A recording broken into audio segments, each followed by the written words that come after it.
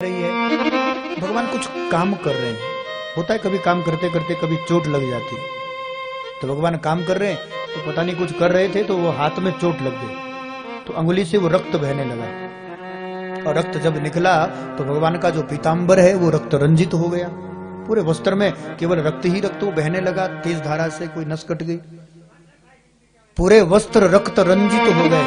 और जब वस्त्र रक्त रंजित हुए उसी समय द्रौपदी व्याकुल हो गई। शोक सत्यभामा को देख तब रुक्मणी रोए और धाएं, बांधन को पट खोजती अब तो पटरानी अकुलाए। होता है पत्नी को लगा कि चलो जल्दी मरहम पट्टी ले आए, खून ज्यादा बह रहा है, तो इधर सत्यभामा भागी, इधर रुक्मणी दौड़ी, केवल द्रौपदी स्थिर खड़ी रही।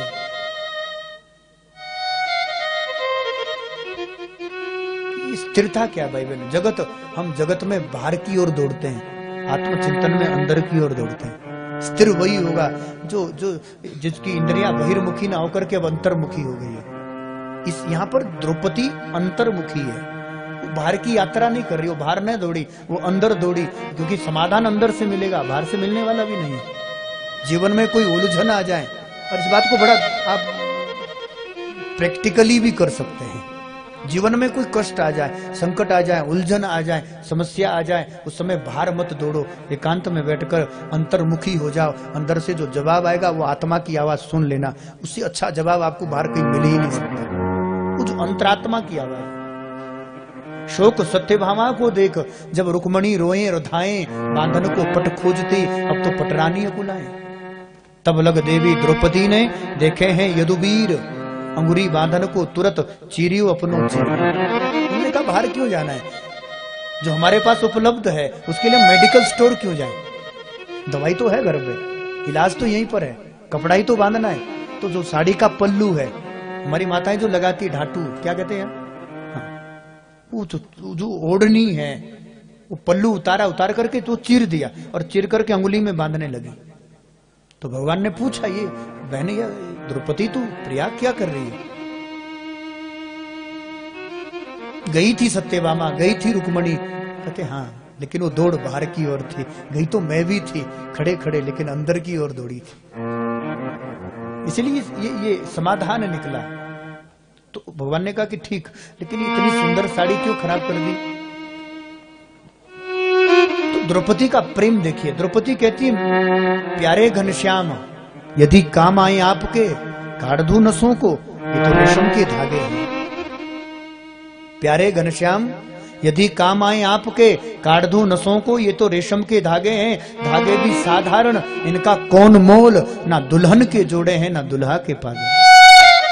दुल्हन की जोड़ा तो है नहीं कि अभी मिलेगा नहीं, दुल्हा की पग भी नहीं है, साधारण सी वस्त्र है, साड़ी है।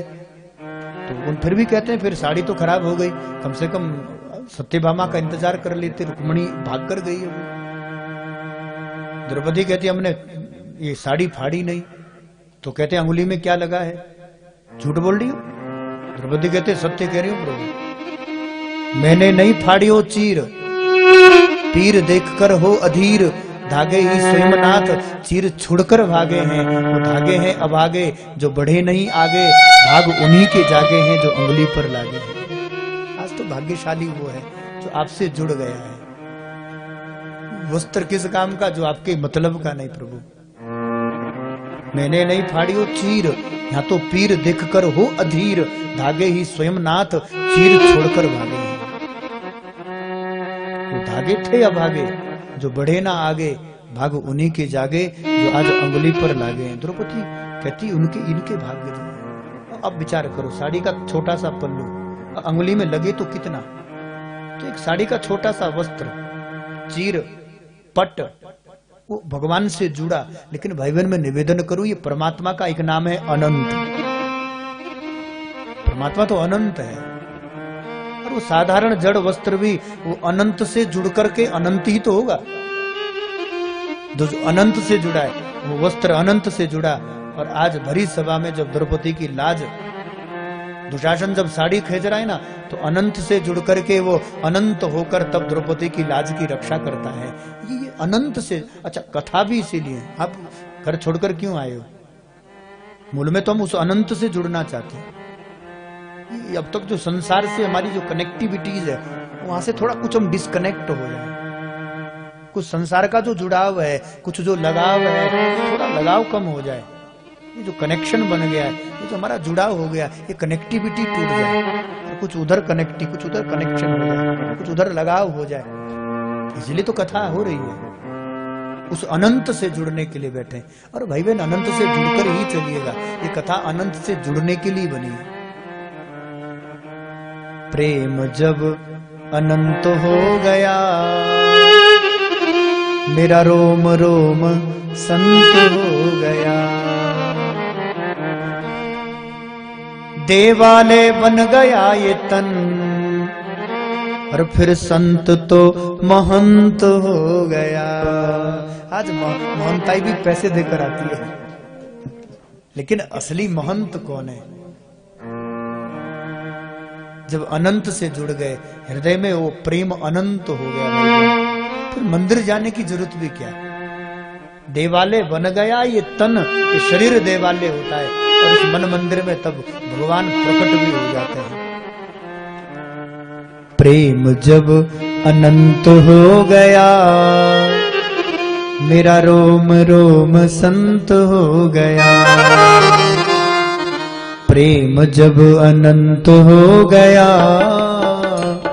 मेरा रोम रोम संत हो गया, प्रेम जब अनंत हो गया, मेरा रोम रोम संत हो गया, देवाल बन गया बदन, देवाल बन गया बदन, संत तो महंत हो गया, प्रेम जब अनंत हो गया, मेरा रोम रोम संत हो गया, मेरा रोम रोम संत हो गया।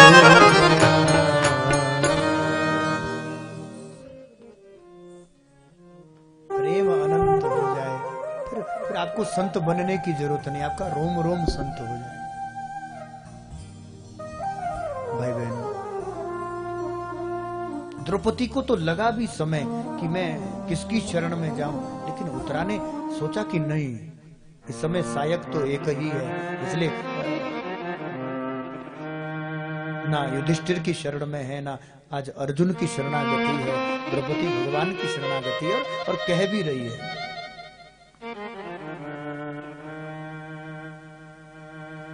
पाहि पाहि महायोगेन देव देव जगत्पते, नान्यं तद्भयं पश्य यत्र मृत्यु परस्परम्।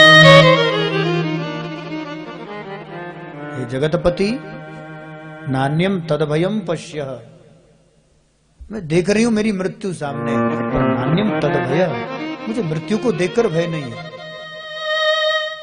मैं तो सती होना चाहती थी, लेकिन गर्भ का शिशु था, मेरी रक्षा करो या ना भी करो, लेकिन कामम दहतु माम नाथम मामे गर्भो निपात्यताम। मेरा जो गर्भ है, इस गर्भ में परीक्षित है, इस गर्भ की रक्षा कर दे। अच्छा भाई, गर्भ भी तो तब बचेगा जब माँ बचेगी, और माँ ही नहीं है तो फिर गर्भ कहां से रहेगा? इसलिए अंगुष्ठायाम होकर भगवान शंख चक्र गदा लेकर वो जब गए तो परीक्षित को गर्भ में ही दर्शन हुआ, और गर्भ में ही तो भगवान का दर्शन भी हुआ, और तब उस ब्रह्मास्त्र को भगवान ने शांत भी किया। सच्चिदानंद भगवान की।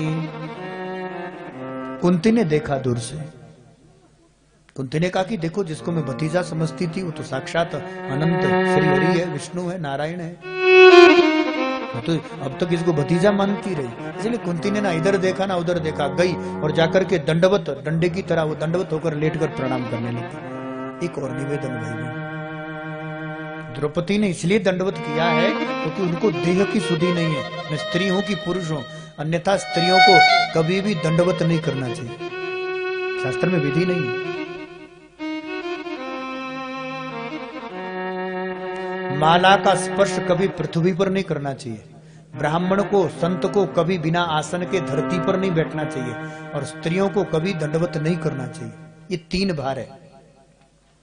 पृथ्वी कहती है कि मलमूत्र का भी त्याग कर दो, बड़े से बड़े पापी का भी भार मैं उठा सकती हूँ। लेकिन स्त्री का जो वात्सल्य रहता है, उनकी जो छाती रहती है, उसका